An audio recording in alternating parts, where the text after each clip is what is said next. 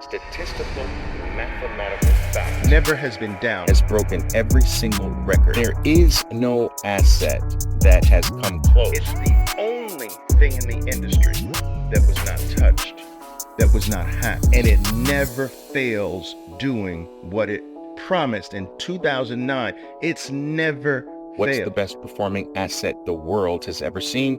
And you'll find Bitcoiners, out that it's Bitcoin. traders, followers, supporters, haters. Yes, you too. Bitcoin naysayers.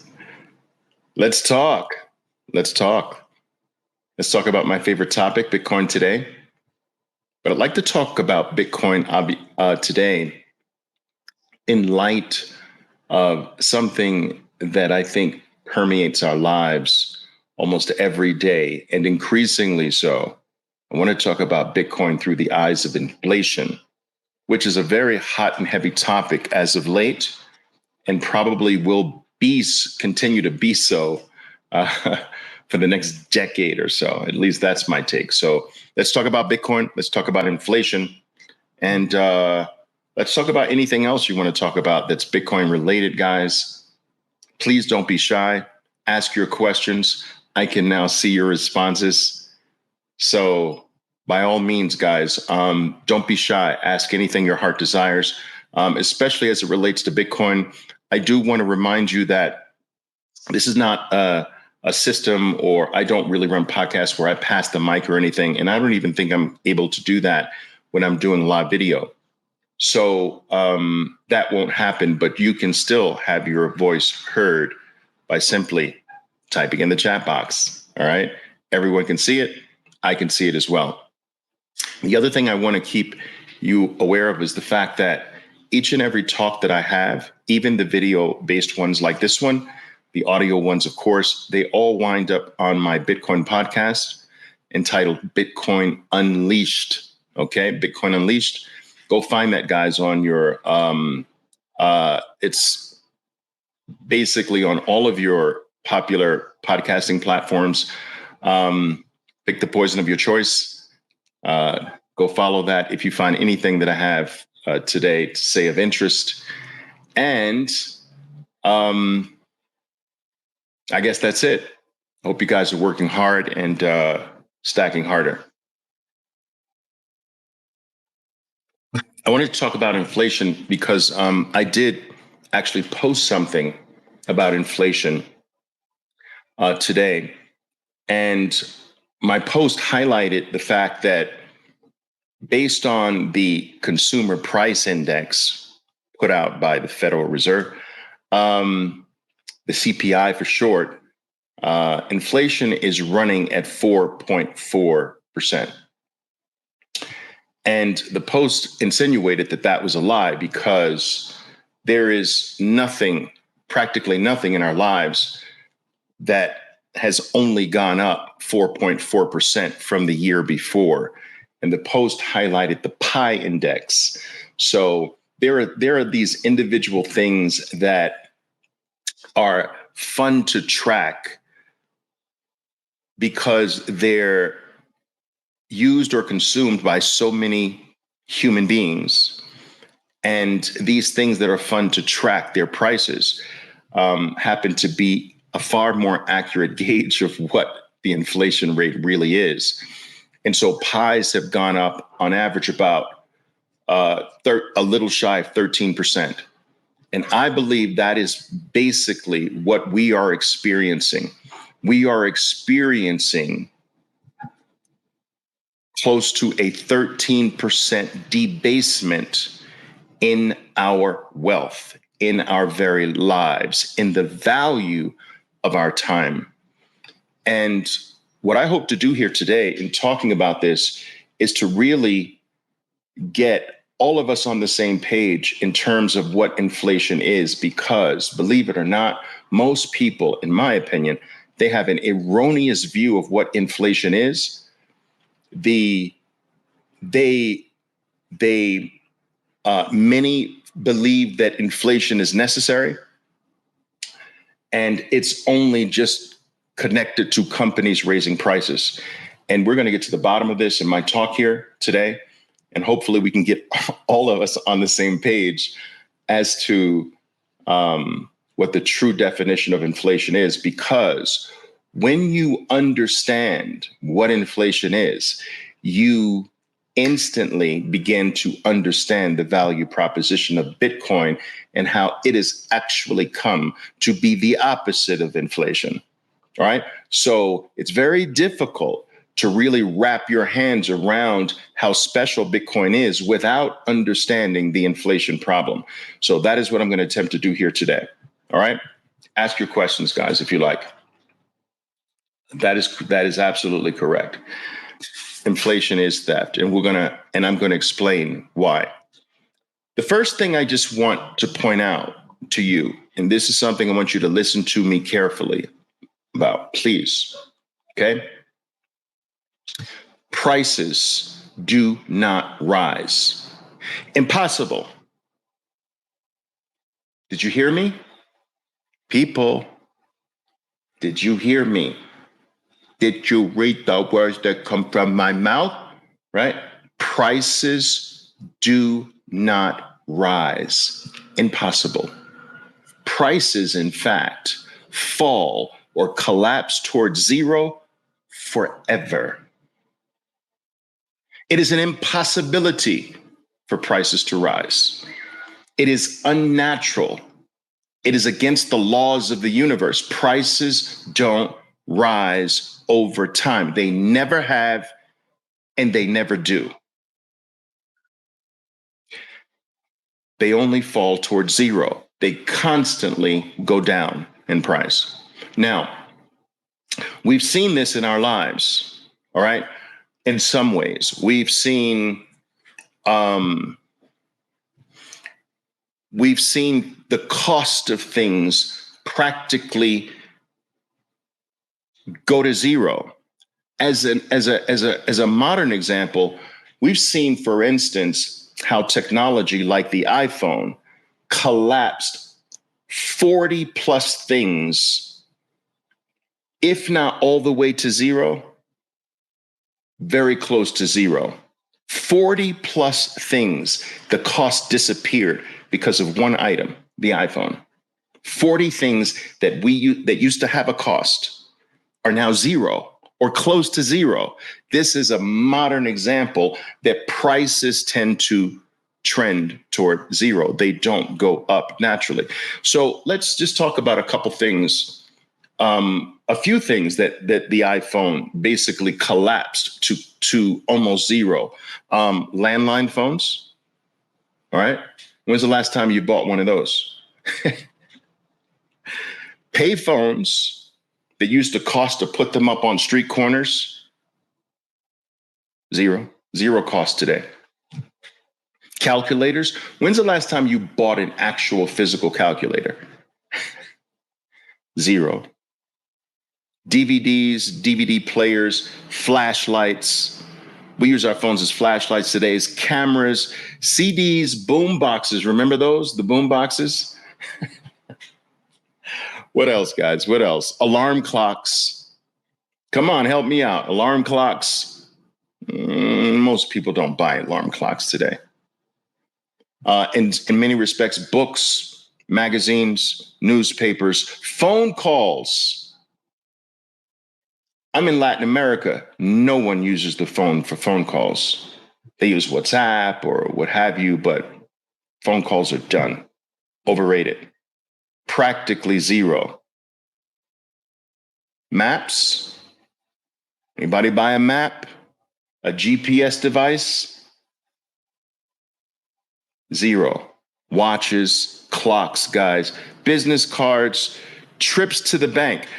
My point is that because the human experience is nothing more than a journey of technological advancement, all right? This journey, this evolution of ours, this technological walk to more and more advanced states collapse the prices of all things over time. It's just the way things are. It's the law. Prices don't rise ever. They don't ever rise. They collapse towards zero. So this begs, here's another example. I'll give you another example just before I go to the next point. The first flat screen, I remember this. The first flat screen sold for $15,000. $15,000. I remember it like it was yesterday because I wanted one. After doing a tremendous amount of research and this and that, I finally bit the bullet in 1997. I bought, what was it? A Philips Fujitsu, Philips Fujitsu flat plasma TV. Guess how much it cost me? $22,900. I bragged about it. I remember it like it was yesterday. $22,900, my flat screen. You know what flat screens are today? You can get a flat screen as low as $30, and the average flat screen today is under $500. $22,900 to $30 on the low side, average price under $500 today. Prices don't go up, they go down in value. So this begs the question, well, why do I experience some prices going up if all prices go down? And the answer is that the savings in things that actually go down in price is being stolen. We're not getting it. We used to get it in everything. Today, it's taken from us. So instead of the saving due to technological advancements and becoming more efficient and faster delivery and, less employer cost and so forth and so on, the savings that's supposed to be passed on is actually stolen, and some, because if only the drop in cost was stolen, prices would stay the same. But because of greed, not only is the price difference between the price and the lower price, right? The lower and lower price over time. If just the lower price was stolen, we would experience the same price all the time, while the lower and lower price, the difference would be stolen, but at least our price would be stable. Oh, no. The greed takes all of the price drop savings, steals that, and steals more to cause prices to go up. Let me give you a little bit of math behind this. It's estimated that technological improvements, advancements, increases in efficiency each year decline prices by about 7%, 6 to 7%. So every single year, cost to be a human being, cost to live on this planet, cost to sustain oneself should be 7% less every year, which means that our life should get 7% easier every year until we die. But instead, that 7% savings that we're supposed to experience is taken from us by someone else. We'll get to that. So the 7% every year is taken, but we also experience on average real inflation rate around 7%. So not only is the bottom 7%, the savings part taken from us, It's an extra 7% that causes prices to go up on average 7%. So it's a 14% theft. I hope you understand that math. I'll quickly summarize it again. Technological advancements and increases in inefficiency should cause the price of everything on planet Earth to drop on average by 6 to 7%. Let's pick 7%, which means that our life should cost less, 7% less every single year. So every single year we can say, wow, at least I got a break. 7% easier this year to buy the same freaking groceries, 7% less to live my life, 7% less I have to work to get the same thing I got last year. Life should get easier for me by 7% every year until I die, but it's not, because that 7% is taken from us. It is not allowed to pass to us. In addition to that 7% being taken, an extra 7% is taken because of greed, which is really a total 14%, because on average, we experience about a 7% annual increase in almost everything on planet Earth, which basically means that your life gets harder by 7% every single year until the day you die. And in some years more. Inflation is false. It is a man-made phenomenon. It's done on purpose. It is a method by which the masses are stolen from little by little. So little, in fact, that it's not noticed until a few years stack up. Now, this inflation is actually just to make sure that the masses don't revolt as their life gets harder and harder every year. And they wonder why. They wonder why. I don't understand. They're not sophisticated in many cases to understand the underlying workings of why their life gets harder. They know it gets harder. They know things are not easier, but they can't figure out why. Why is it? I did everything I was supposed to do. I went to school. I got good grades. I got a college degree. I got a job that now I need a second one on the weekend, and I can barely pay the rent. I don't even own a home. I make X number of dollars. I got to work at McDonald's on the weekend to pay my freaking rent. The rents go up on me 4 to 6% a year. I'm not getting ahead. I can't find any freaking breathing room. And this is the experience of people, increasingly so, every single year of their life until they die. It is a financial form of slavery that you work for me in my system 7% more every single year to get the same thing. The same cucumbers, the same freaking cereal, the same eggs, the same milk, the same loaf of bread is going to cost you 7% more, which means that you'll have to work 7% longer, 7% harder every single year until you die. And you will not be able to keep up with this. You will fall behind. This is the freaking trap. And it's taught in schools, this inflation. It's this fancy word they give to this form of theft, right?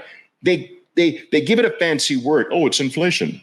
And then they teach it in schools as a necessary thing under Keynesian economics, which is bullshit. You understand? So they teach it, well, this is what they teach in school. If we don't have rising prices, we will not have a growing economy. So we need prices to rise to encourage people to spend. Bullshit. So the theory goes like this, which is just so much BS. The theory goes that if we allowed prices to fall, think of the gall of this. If we allowed the people to save money, if we allowed them to save the money you freaking work for, if we allow them to save their money,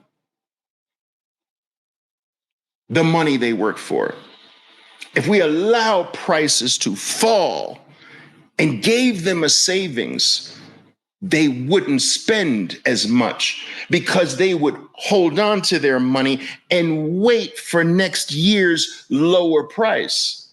And this would delay consumer spending. You freaking thieves. That is nothing more than mental acrobatics to explain away outright theft and outright financial slavery. My smartphone has gone up in cost in a way. It's actually gone down in cost, which we touched upon, but the actual dollar price has gone up every single new version. It didn't stop me.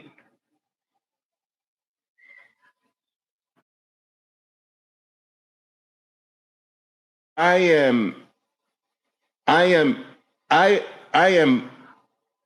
vehemently against this idea that rising prices for human beings have any value whatsoever.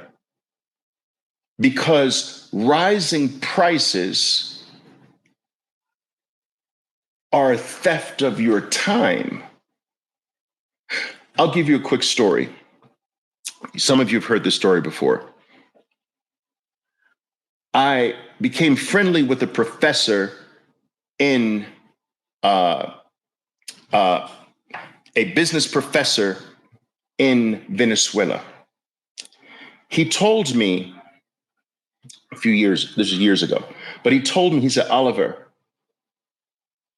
in order for me to, in this particular year, he gave me the year, it would take me 3 hours of work. I have a salary, 3 hours of my salary.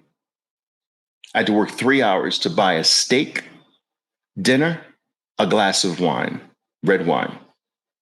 He says, it used to cost me 3 hours of my pay.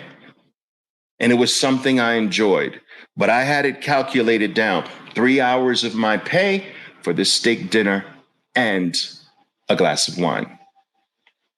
He said, Oliver, today, it takes me 3.5 weeks to buy the same steak dinner and the same glass of wine. So the higher price requires more time to obtain it, which is a theft of your life. Why? Because time is the stuff that your life is made up of.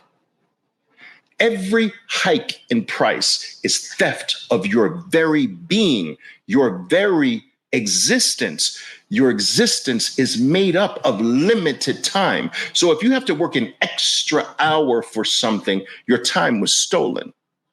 If your parents needed to work a year and a half, if your parents needed to work a year and a half to 3 years to buy the average home in the last generation, 3.5 years to buy the average home, and you now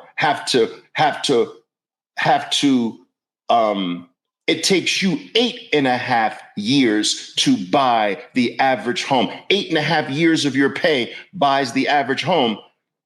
That's time stolen from the human race. That is time stolen from human beings. The house is the same. The house gives me shelter. The house has got walls, it's got some bathrooms, it has some roof, it has a floor.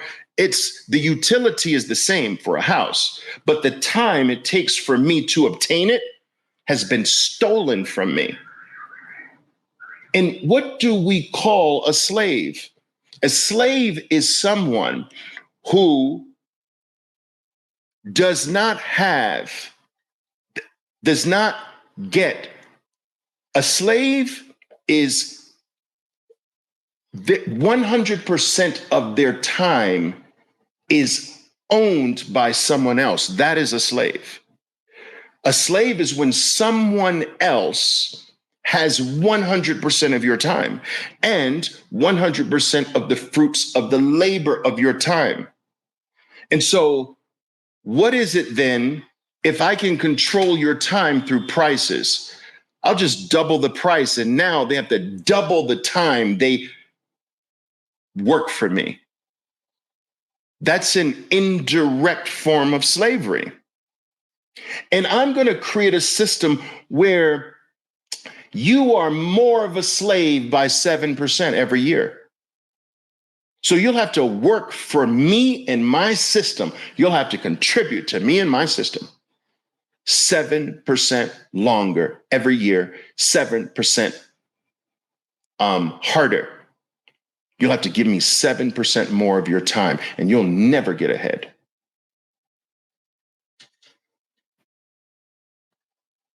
This is crazy. When you understand inflation for what it is and not just this generic term that I heard that in school one time. I heard that in school one time. When you understand it, it should make you get fired up. This is playing with people's lives. And it's taught that it's the companies doing it. Guys, look, this is crazy. The Federal Reserve, right? Federal Reserve Bank in the United States was formed in 1913. And at that time, a loaf of bread cost 6 cents. Actually, 5.6 cents. Yes, there used to be prices in fractions of a penny. But let's round it to 6 cents. You can look this up if you like. A loaf of bread on average cost 6 cents in 1913. Today, you can buy a loaf of bread as high as $6. 6 cents, $6. Now I ask you,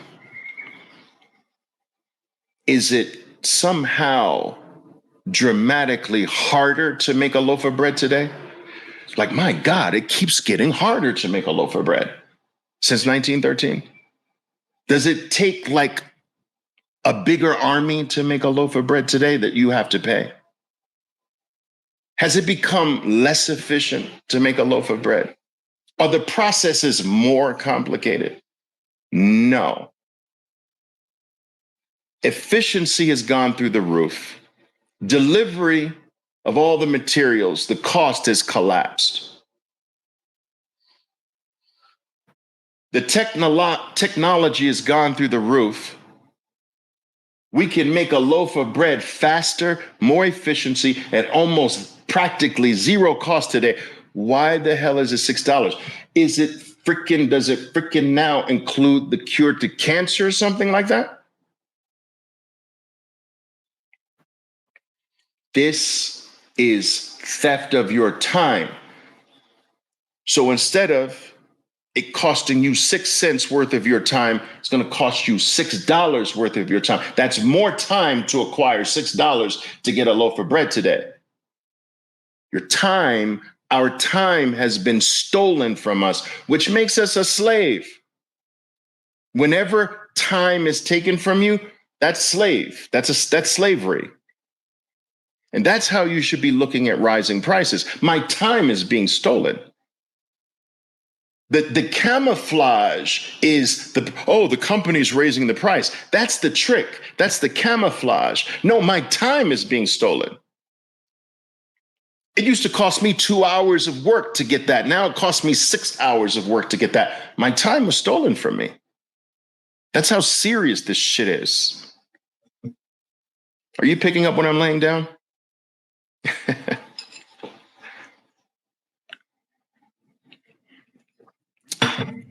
So,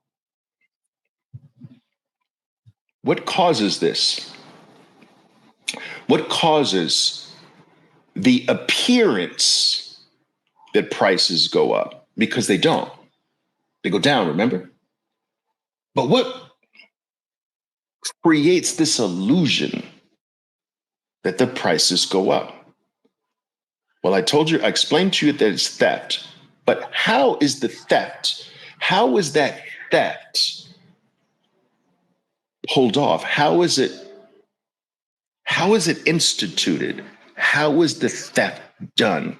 How am I being pickpocketed without me knowing? It's very simple. Print more dollars. That's the trick. That's the camouflage. Do you understand? You print more dollars.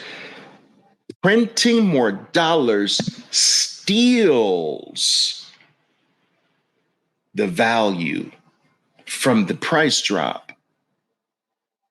The more supply, the higher the prices must go. But here's the thing. That printing out of thin air, that instant value must come from us, and it's taken by someone else. So this is where it gets a little convoluted for some people. They don't understand how do prices go up if they just print money? Well, there's more money available to chase the same amount of goods. Now, but what I want you to focus on is how printing just like this with a button press, someone gets that instant value, but the value must come from us. Let me try to give you an example of this. I've used this example before. I used to collect baseball cards as a kid. My father was a minor league baseball player, actually, for the Dodgers. Crazy, right? Ruined his career, got into a car accident. His dream never happened, but pretty much meant I grew up in a baseball dominated home, right? Anyway, I collected baseball cards. And Topps was a very, I think they're still obviously very popular, very big card. Now, let's use this baseball card analogy. I had some cards that had kind of had a fairly decent value, all right? And I eventually sold my collection. But let's take the baseball card scenario. Let's assume that there are only 4 existing rare baseball cards of a very popular baseball player. Let's just say Babe Ruth, okay? This is just a hypothetical. There's 4 in existence, only 4. And each of the 4 cards are valued at $25,000 a piece, a single card. This makes all 4 worth $100,000, the lot. Now, Topps, the company, hypothetical scenario, Topps, the company, has vowed that these are the only 4 in existence. It's the only 4 they printed, and the value for each one of these investors, 4 investors have the $25,000 a piece. Now, Topps one day, after promising never to do this, they decide, we're going to come up with one more commemorative Babe Ruth card. Boom. Now there's 5. Now, it cost all of these people work and time to get $25,000 to buy these. Cost them work, time, sacrifice, right? And with that work, time, sacrifice, they bought 25, 25, 25, 25, right? But Topps just prints another one. Now there's 5. Now, This one instantly becomes available on the market. And the eager investors that actually wanted one of these, but they weren't able to get them, one investor immediately takes that one for 25. But what happens is that as soon as that happens, the value of all of them drop by what? The value of all of these drop by 5, 10, 15, 20, and 25. But Topps got the 25 really fast before that information seeped through the market, and the eager buyer gets the card for 25. As the world starts to understand that there's not 4 anymore, there's 5 now, the value of all of them dropped by 5 to maintain the value of 100. So this new card robbed $5, $5, $5, and $5. It robbed all the existing card holders of value. Now, what did they spend for the 25? Time, effort, work, sacrifice. That a portion of that was just taken away by printing one extra card. Every single time one new dollar pops into existence, someone gets the value of that right away, but that $1 now goes into the pocket of every person who has dollars and takes a little portion to make up for its brand new existence. The value has to come from somewhere, and it comes from every existing holder of dollars, just like the value of the card came from all the existing card holders. Every time new dollars come into existence, everyone who has dollars in savings account, under their mattress, in their jeans pocket, in investments, whatever, wherever you have dollars, they go down. Now, let me show you something here. Let me show you this. This is crazy. It's crazy when you truly understand this, right? So I want to show you something here. Let me see if I can find it. Do I have it? Give me a second. Let's see here.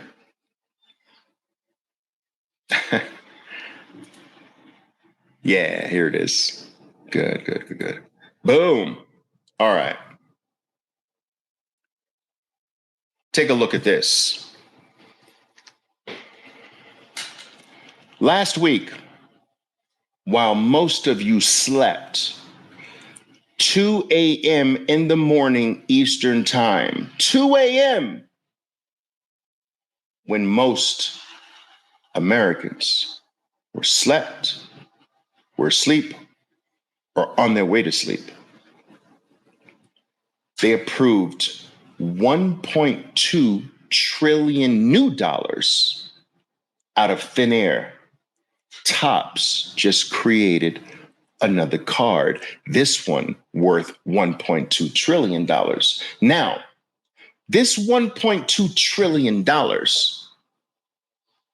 gets distributed to people very close, and they get the value of this brand new 1.2 trillion. Remember the card analogy, right? Remember the card analogy where the eager investor, Topps gets the value because Topps creates it, sells it right away, gets the value of it. Someone close to this event gets the value of the 1.2 trillion, but the value must be taken from all existing dollar holders. Any dollars I have just went down in purchasing power, lost value. Your dollars, if you have them under your bed, under your mattress, in a savings account, if you have dollar denominated assets, anything that dollars that's based on US dollars went down in value to make up for this extra $1.2 trillion overnight. Now, here's the thing. Check this out. So we are no longer at, guys, 34.56. You jumped with one pen signing a paper. We went from 34.56 trillion to 37.7 trillion, or what have you. You know what I'm saying. So we're above 30, 30. We're at, what is that? 2, 1, 2. That's just freaking insane. Almost 36 trillion. This is now at a rate, guys, that is so exponential. The theft is so, just has zero regard now. It used to be more gradual. It used to be more quiet. But it's now like someone just said, fuck it. These freaking idiots don't know anything. Why are we doing it this slow? And the greed is starting to take over. And this thing is going freaking parabolic. Look at that red line. That's parabolic. This chart hasn't been updated yet. So the white line is going to go straight up to almost 37 trillion, almost 36 trillion. That is in freaking insane.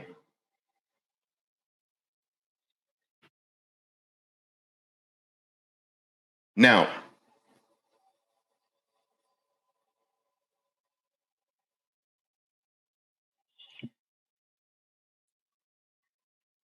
where does Bitcoin come in?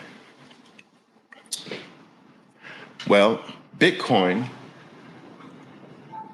has been designed to be the opposite of inflation.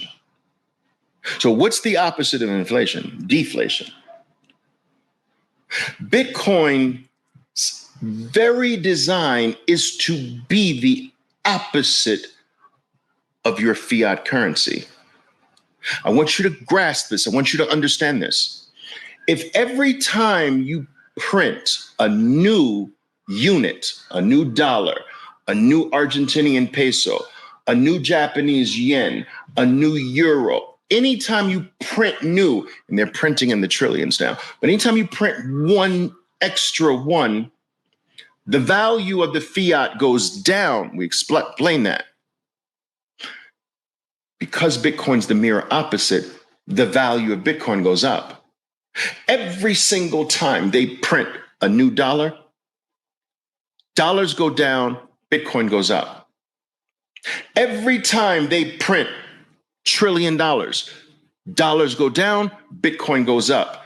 Every single time they debase you, your currency goes down, Bitcoin goes up. It's literally the opposite. And this is why Bitcoin has no top. Bitcoin has no top because fiat currency has no bottom. To say that your currency has a bottom is to say that at one day, every single country, every single Federal Reserve Bank, every single politician, every single one on planet Earth at the same time will agree no more printing of our currency. We're going to now be, we're going to practice austerity. We're going to be responsible. We're going to have zero debt. We're going to have balanced budgets. We're not printing ever again. Some people say, Oliver, what keeps you up at night? About Bitcoin? Nothing. The next thing people ask me, Oliver, what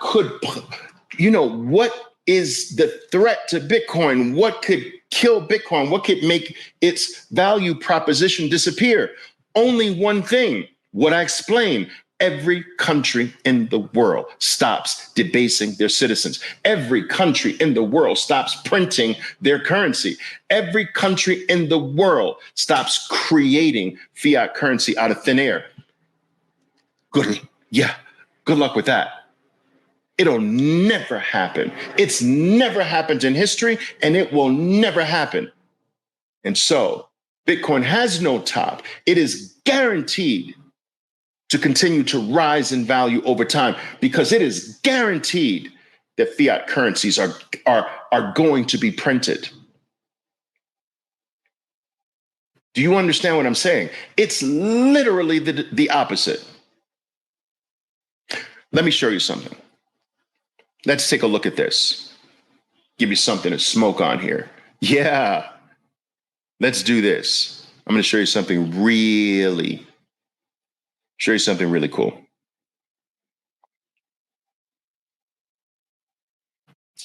We can do. All right, yeah, we can do that. Okay, let's do this. Check this out.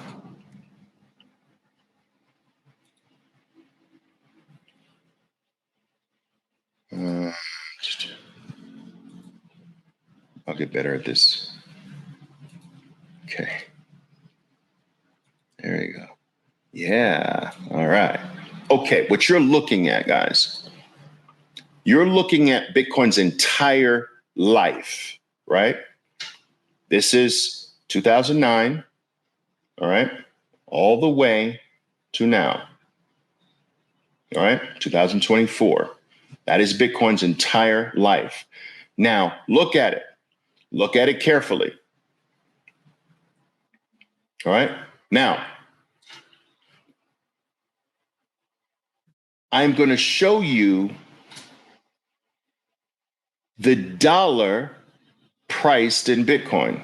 Okay. Let me show you the dollar priced in Bitcoin.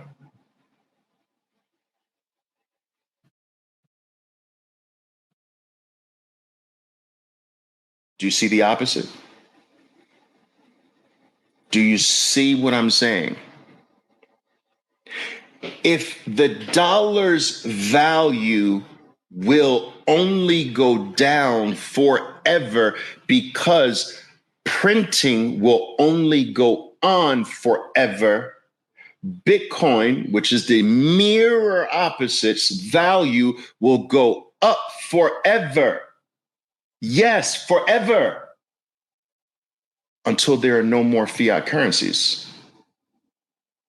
And then Bitcoin becomes the global standard. But as long as there's one fiat currency in the world printing, Bitcoin will rise against that fiat currency.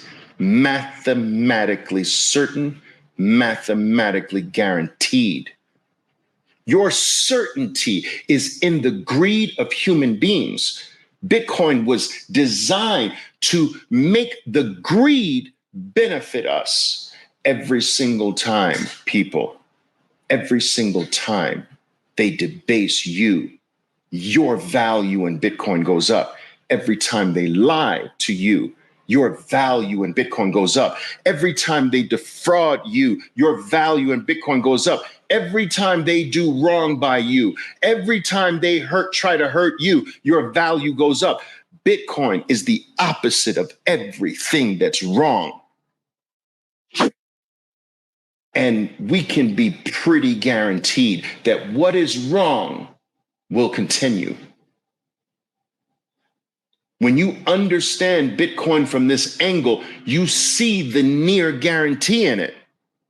Well, shoot, the only thing that could really kill it is that everybody stops printing their money. That's never going to happen. This is the freaking surest thing we've ever had. Don't fuck it up. This is the surest bet we've ever had. Guys, I've been in the financial arena for 43 freaking years, and I'm here to tell you, I've never come across an asymmetric bet like this. I've never come across where the risk to the downside is it's so infinitesimally small. You might as well say it's zero. What's the risk? All governments, all politicians become 100% responsible, practice austerity, and never print another extra, not even another dollar again, ever. That's the risk.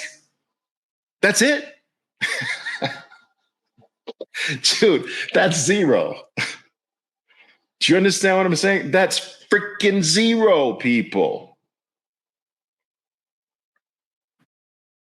Again, just look at it. That's the US dollar. So what does this picture really tell you guys? It's the US dollar priced in satoshis, priced in Bitcoin, right? So it tells you that if you are holding US dollars instead of Bitcoin, this is what you're experiencing. Your life, you are losing your life. You are losing your value. Your time is being stolen. Look at your life. This is the picture of your life as a non-believer in Bitcoin. That's your life. Now, does that look promising to you? Where is your life going? Because you give up your life for what? What do you wake up with every single day of your life? And what do you think about the vast majority of time? What do you spend most of your life doing? Acquiring dollars. That is your life. That is what dominates your life. Now, your life from the moment you wake up until the time you put your head on the pillow at night, you are thinking about dollars. I know this. You've gone to school to get educated for what? To make more dollars. You've tried to get more skill to do what? To make more dollars. You try to become more valuable to do what? To make more dollars. You are driven by the dollar. And some of you are in other countries, you're driven by that currency as well. All right. I know the majority of people here are American, so I'm using the dollar as the base. Your life is dominated by getting dollars. Now, look at your life. Look at it. Look at it. That is what you're giving your life for, and that is what you're experiencing when you don't have Bitcoin. But you can turn this dismal picture around if you just flip that weak shit into Bitcoin. Instead of holding it and letting it melt on you like this, you take a portion of it, a healthy portion of it, and switch it, convert it, transmute it into something more superior. And your experience will go from this to freaking, let me get it. This. Now look at your life. Look at your life becoming more valuable. Look at your time being given back to you. Some of you may be fortunate enough to have one Bitcoin. Most people in the world will never have one Bitcoin. Some of you have achieved that huge milestone of having one. This one Bitcoin used to buy nothing. You understand? Then it used to buy a Snickers bar. Then this one Bitcoin used to buy a night out at the movies.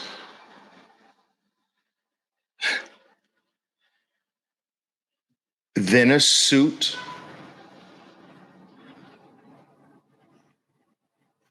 Then a I don't know. What's $10,000? A vacation in Europe for 2 weeks, then a small car, now a medium-sized car, a Tesla. What are we, 60, 65,000? In the next few months, I believe Bitcoin is above 100,000. What will one buy then? My point is, at some point, this one will buy a home, the average home in the United States. At one point, it'll buy any freaking mansion that's ever been built in the United States. Then it will not stop. Do you understand that it will not stop? I hope you understand by now. It won't stop. This one Bitcoin won't stop eating the world. Do you know why?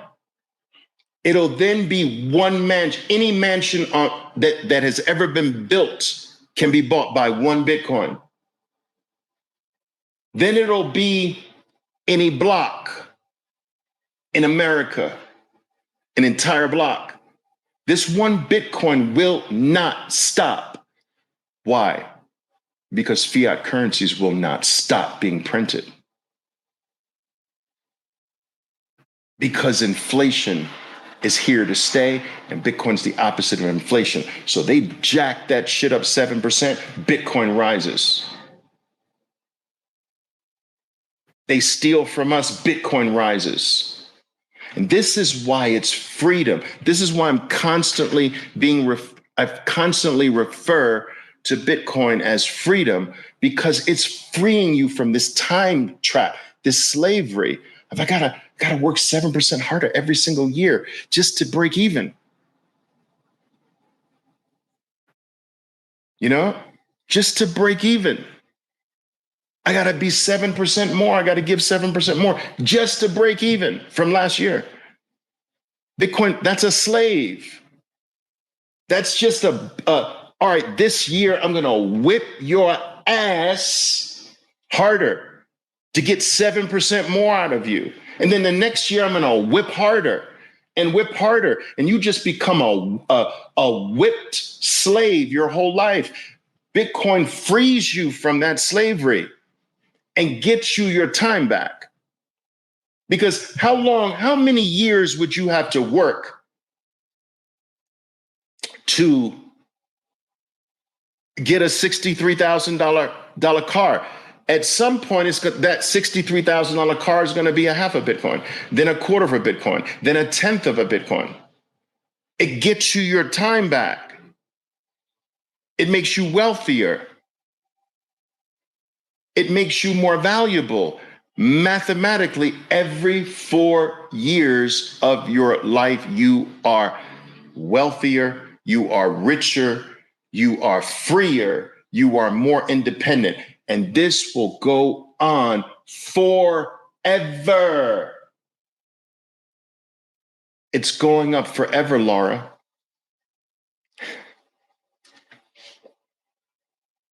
All right. Yeah, man. I love my shades. It's all the lights, guys. There's a lot of lights here. Believe it or not, it's pretty dark in here without the lights. But I get migraines if I stare into these lights, guys. I can't do it. I'm sorry. I try sometimes, but I can't. All right, guys. It's wild though, right? It's wild.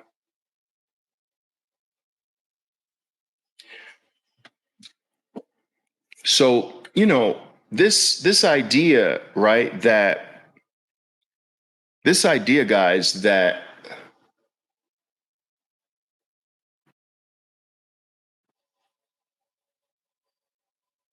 prices go up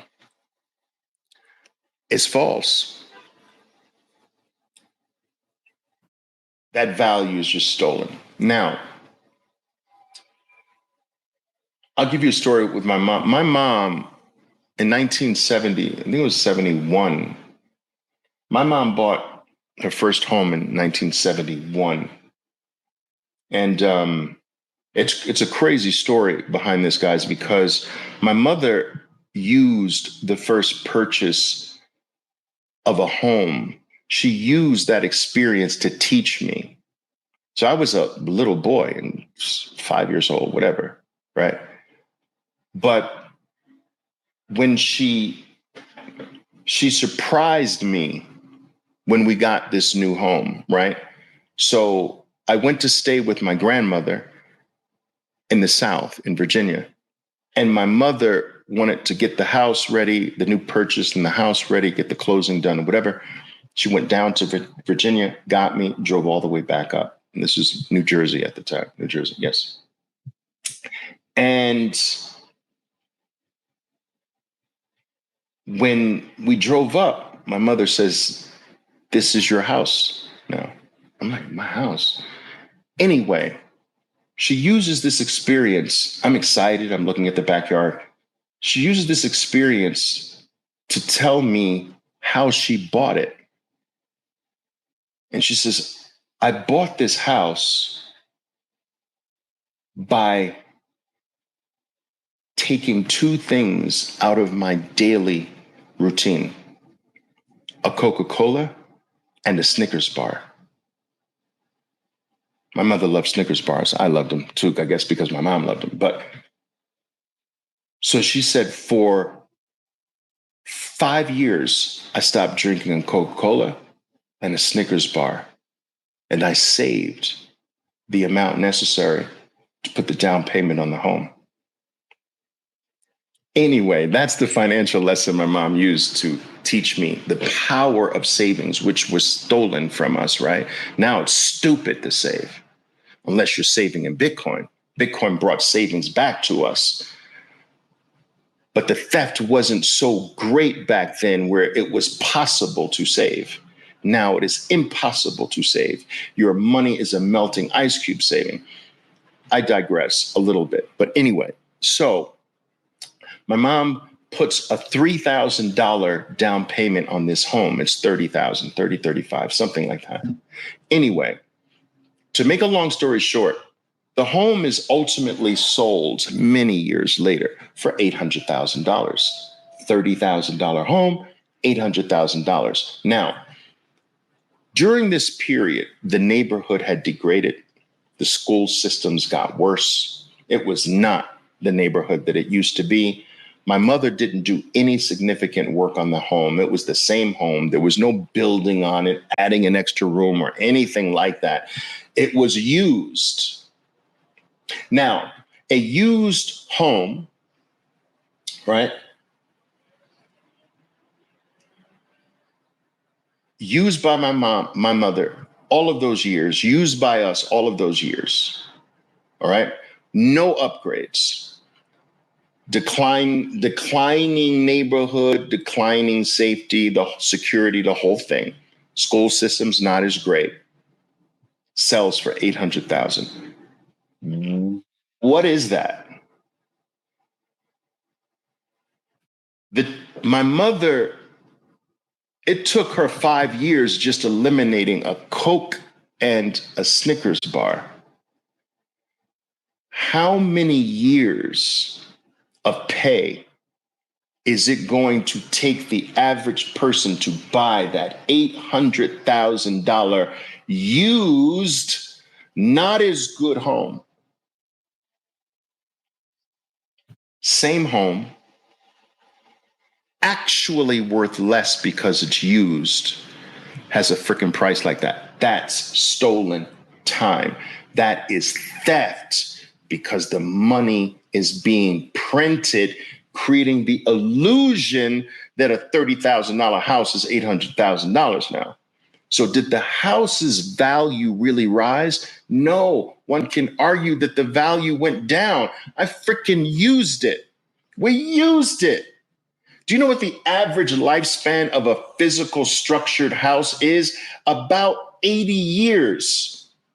The house was built in 1927 or something like that. So the closer you get to 80 years, 100 years, the less valuable the house should be because the time you can live in it is shorter. But yet the dollar price goes up. That's not the house's value going up. Remember, prices go down.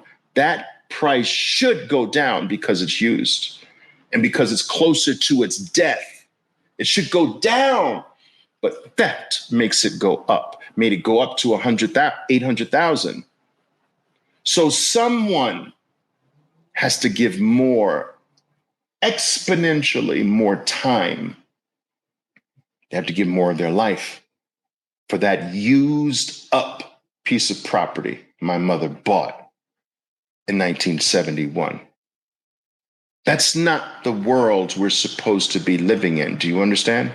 That's not the way things are supposed to be. And Bitcoin has come to deliver something different, to free us from that. All it requires is that we have to be in the world, but we have to stop being of this freaking clown world. We have to live in the clown world, unfortunately, but we don't have to be of the clown world, right? How do we live in it and not be of it? You earn the clown's dollars. You make sure every single week of your life, you're going to take a portion of those clown dollars and you're going to convert it, transmute it, exchange it into the superior thing, Bitcoin, and just leave it there. Every single week, your goal should be to become Bitcoin richer, not dollar richer. That era is freaking over. Do you understand? The goal is to have more Satoshis this week than I had last week, to have more Satoshis next week than I have this week. And if you do that every week of your life, only put there what you don't need. Don't put this, I'm going to put it here, but I need it back next week or I need it back next month. No, that is dumb. Put what you don't need there and keep it there. And at a certain point, as you're doing that, making clown dollars, throwing a little bit in Bitcoin, making clown dollars every week, throwing a little bit in Bitcoin. Throwing a little bit in Bitcoin, a little bit more in Bitcoin, a little bit more in Bitcoin. This thing, with some time, will reach what I call the freedom tipping point. And at a certain point, it's going to say, all right, enough of this freaking clown world. It's time to get out. And it's going to lift you completely out of that freaking clown world, that slave financial system you're in, and liberate you forever. And you will never have to give your time to another man for the rest of your life. And your children's children's children will remember your name. I am telling you, no other part of the human race living on planet Earth will ever have the opportunity that we have today. This is disappearing. Your window of opportunity is going away. How many people today on planet Earth can afford one Bitcoin? It's going away. How many people could afford it in 2009? It was zero, everybody. So you see it disappearing on you? At 1,000, fewer people. At 5,000, fewer people. At 10,000, fewer. At 25,000, fewer. We're at freaking 65,000, even fewer. It's disappearing on you. And some of you bozos are sitting out there like, well, I'm not sure yet, Oliver. I'm not sure yet. The government's gonna ban it, right?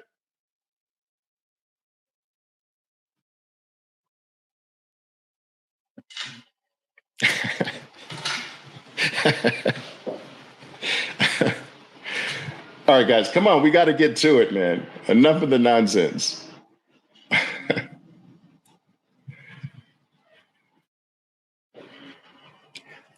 Some people, some people say, Oliver, when you say that Bitcoin is disappearing, I don't believe that it's going to always be available. Yes, Bitcoin will always be accessible, but not the way it's accessible today. Getting chunks of this is still possible for you. But we're going to a world where there's only Bitcoin dust. Do you understand me? There's no chunks of it anymore. Only dust. Bitcoin dust. You know? Chunks, that's going away. No human beings born, do you understand me? No human beings born today and ever will ever have your opportunity. Never, never. Think about that. There's a new human being born virtually every few seconds. Do you understand? No human being born from today forevermore. There's going to be billions of new human beings, billions upon billions of new human beings that exist, and they will never have the opportunity you have today. And some of you are still freaking acting like this doesn't matter. Still, it's crazy to me.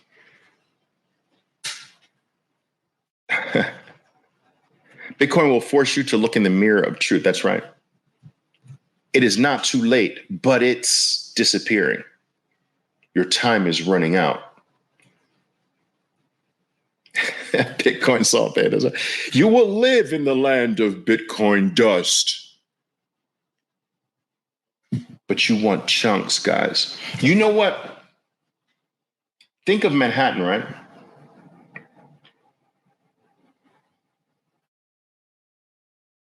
The people that live in Manhattan at the dust level, they're renters. They rent little shoe boxes. Guys, I'm from New York. Right? They rent little shoe boxes for thousands upon thousands of dollars. $4,000 a month for a little freaking shoebox. Do you understand? You can roll out of bed and be in your bathroom. $4,000. But there was a time in the early settlement days where people got chunks of Manhattan, chunks of it. This is invaluable property today. Do you understand? Like hard to even put a price on it. That's how freaking valuable it is. And they got chunks of it. Blocks after blocks after blocks. Well, they were before blocks, but you understand what I'm saying. We're still at the chunky stage of Manhattan. We still can get chunks. But there will come a time where chunks just don't exist anymore. And it's Satoshis. Satoshis. I'm always saying this. There was a time I read all the back forums, guys. I wanted to understand what everyone was thinking, what they were feeling, I wanted to know everything that was expressed about Bitcoin. I tried to just go through every single line, every single statement, silly or not, from everyone who stumbled across Bitcoin. I read all the forums, man, over and over and over and over again. And I will tell you this, that back in those days, not a single person, except for price only, talked about the fact that I got one Bitcoin. Never. You know what the talk was back then? It was like, I don't know if it's worth it mining for 6,000 Bitcoin at a time. I'm not sure that's quite worth it. We're talking numbers like that. I'm up to about 60,000 Bitcoin I'm not quite sure that's going to be enough for the future. They were talking numbers like that. Nobody was like, I got one Bitcoin. The unit was too little to talk about one. So people were talking about 60,000, 100,000, 15,000 Bitcoin, 6,000 Bitcoin. Those were the chunks talked about. Do you hear people talking about chunks like that here on Bitcoin Twitter? Anybody talk? Yeah, I'm not quite sure 16,000 Bitcoin is going to be enough. Anybody talking about chunks like that? No.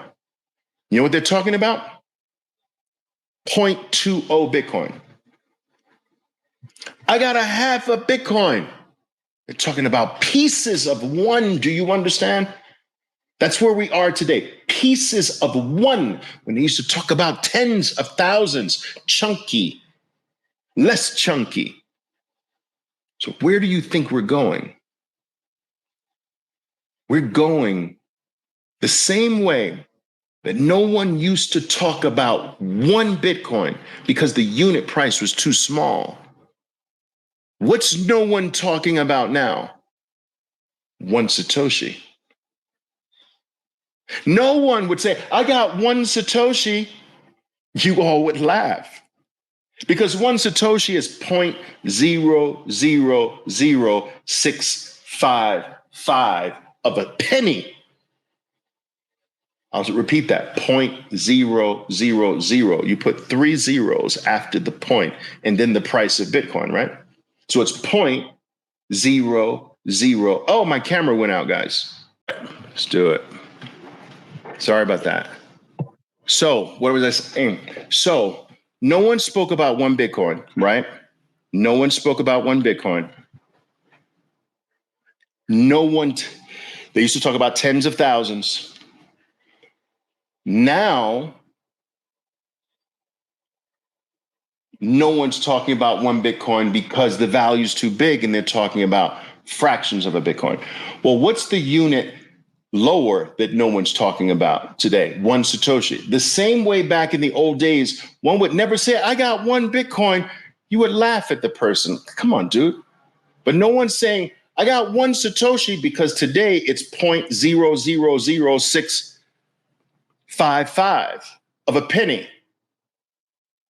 So the way you come up with the value of one Satoshi is you put 3 zeros after the decimal and then whatever the price of one Bitcoin is. So it's 0.000655 of a penny.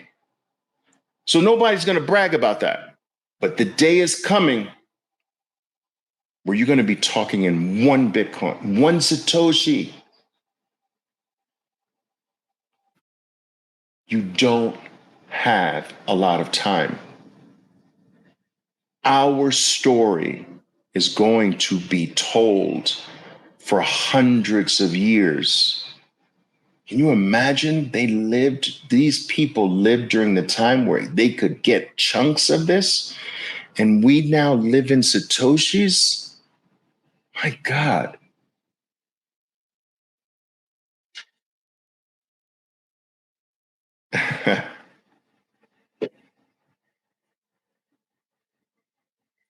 Thank you. I appreciate that. All right, guys. Anyway, that's all I've got for you today. I just wanted to get the whole 1,700. I think this is an all-time record for me, guys. It's an all-time record for me. 1,700 people. Whoa, that's crazy. That's crazy. I appreciate you all being here, guys. I'm always telling you that the two most valuable things on earth are Bitcoin and your time. And in many respects, Bitcoin is time. So that's so fascinating to me. But time is your most valuable commodity because just like Bitcoin, it is finite. And just like Bitcoin, it is scarce and becomes scarcer over time. So over time, your time left becomes less, which means that your time becomes scarcer. And Bitcoin becomes scarcer as well as people lose Bitcoin, lose their keys as some people pass with their keys. Dust, all right, based on UTXO, the cost of transacting on the Bitcoin base layer, and whatever amount of Bitcoin is less than that cost is what's called Bitcoin dust. It's gone forever, basically. So Bitcoin does become it's already scarce. It becomes more scarce through the loss of it. Your time becomes more scarce. Every single moment, every single minute, every single hour, every single day, week, year, you get it because you have that much less. You gave me the most precious thing you have today. That's crazy. You gave it to me. And I'm telling you that is not something that I take lightly. So thank you so very much. You can never get what you gave me back. I hope I've given you something in exchange of value. All right. So, guys, I'll try to keep doing these regularly all the way up to Bitcoin 100,000. And I'm off. Never leaving Bitcoin, but I am leaving Bitcoin Twitter. I wish I set that price in my promise lower, but I'll stick to it. All right, guys, listen, enjoy the rest of your Sunday. Enjoy your weekend, and I'll see you on the next live. All right. Ciao for now. Boom. My name is Oliver Velez, and I am your 13%er Bitcoiner. Be safe out there, and until next time. Boom!